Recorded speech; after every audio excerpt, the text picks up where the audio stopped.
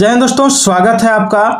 आज के जीटेट क्लास में हम लोग देखने वाले हैं यूपी टेट क्लास 6 to 8 में बाल विकास से पूछे गए प्रश्नों को, जो पेपर 2 के लिए बहुत ही इम्पोर्टेंट है। ठीक है, तो चलिए स्टार्ट करते हैं। पहला जो सवाल है उस सवाल को देखिए। पहला सवाल है कि मनोविज्ञान ने सर्वप्रथम अपनी आत्मा का परित्याग किया, फिर अपने मन का और फिर अपनी चेतना का।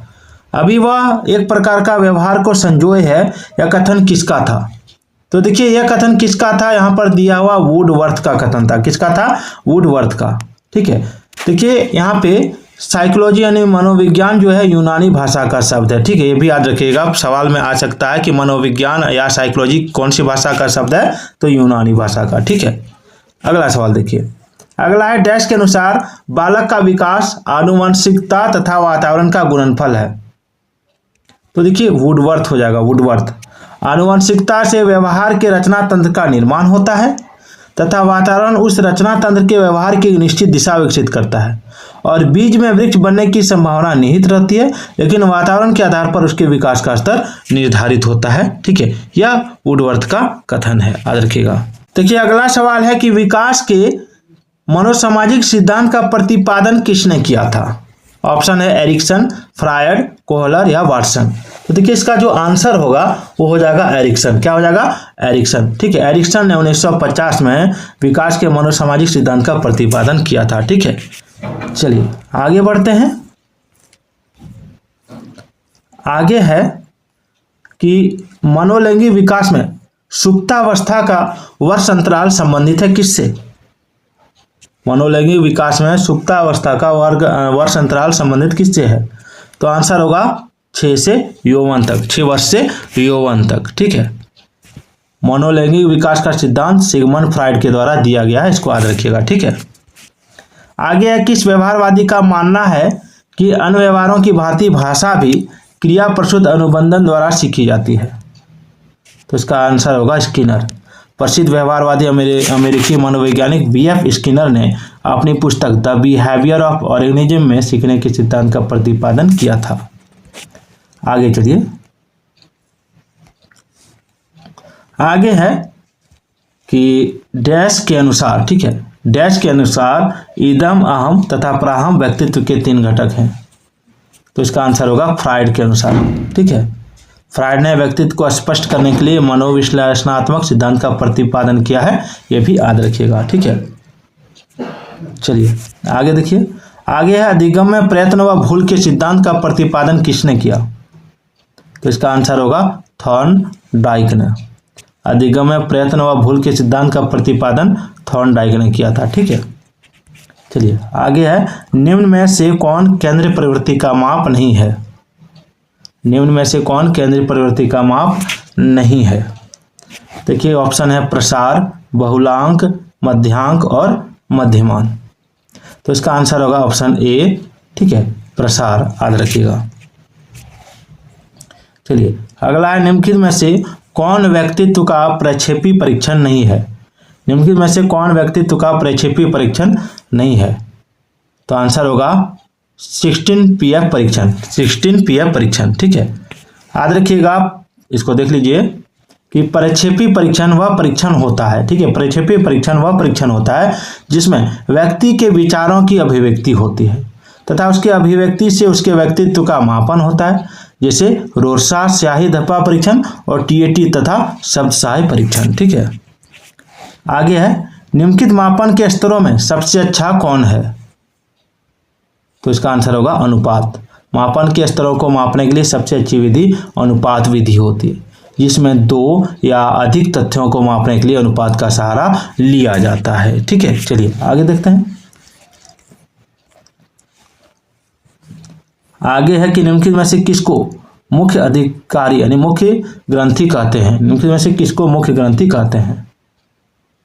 तो देखिए आंसर होगा पीयूष ग्रंथि। पीयूष ग्रंथि को मुख्य अधिकारी ग्रंथि कहा जाता है, क्योंकि इस ग्रंथि के द्वारा ही इन ग्रंथियों को नियंत्रित एवं निर्देशित किया जाता है। ठीक है, चलिए आगे बढ़ते हैं। आगे है कि आवश्यकता का पदानुक्रम सिद्धांत द्वारा प्रतिपादित किया गया था। कौन सा सिद्धांत द्वारा? ऑप्शन है वाटसन, मैस्लो, कोहलर, पावलोव। तो इसका आंसर होगा मैस्लो। ठीक है, आगे है कि वर्ष 1954 में अब्राहम मैस्लो ने आवश्यकता के पदानुक्रम सिद्धांत का प्रतिपादन किया था और इसे अभिप्रेरणा के मांग के सिद्धांत के नाम से भी जाना जाता है।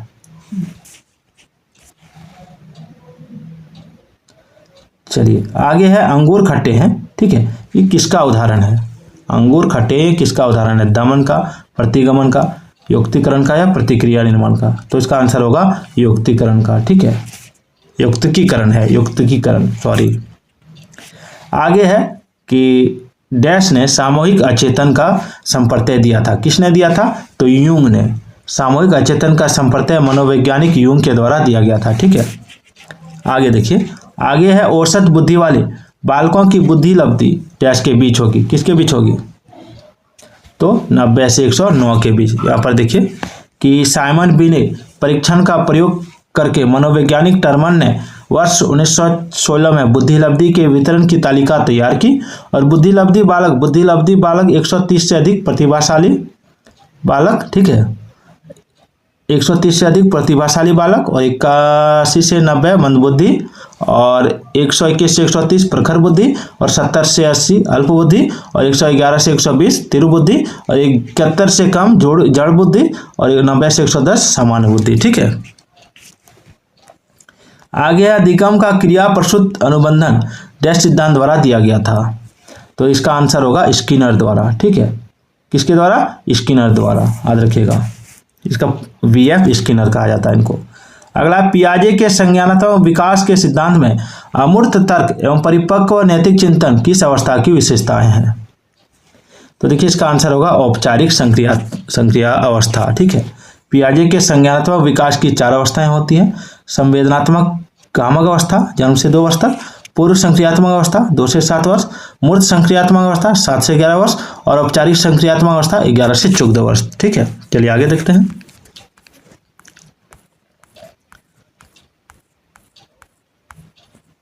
आगे बंडूरा का कथन है कि बच्चे प्रतिक्रियाएं प्रतिमानीकरण द्वारा सीखते हैं। बंडूरा का कथन है कि बच्चे प्रतिक्रियाएं प्रतिमानीकरण द्वारा सीखते हैं, जिसको डैश भी कहा जाता है।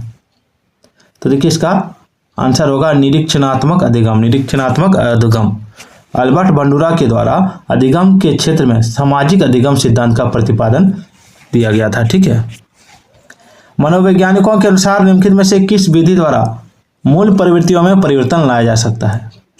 तो आंसर मार्गांतरीकरण। ठीक है, मार्गांतरीकरण अर्थात पुनः निर्देशन के द्वारा मूल प्रवृत्तियों में परिवर्तन लाया जा सकता है। आगे है डैश जन्मजात व्यक्ति गुणों का योगफल है। डैश जन्मजात व्यक्ति गुणों का योगफल है। ऑप्शन है वंशानुक्रम हो जाएगा। ठीक है, आनुवंशिकता का विकास शारीरिक एवं मानसिक गुणों के संचरण से होता है, जो माता पिता से बच्चों में जीन्स के माध्यम से प्रवेश करता है। ठीक है,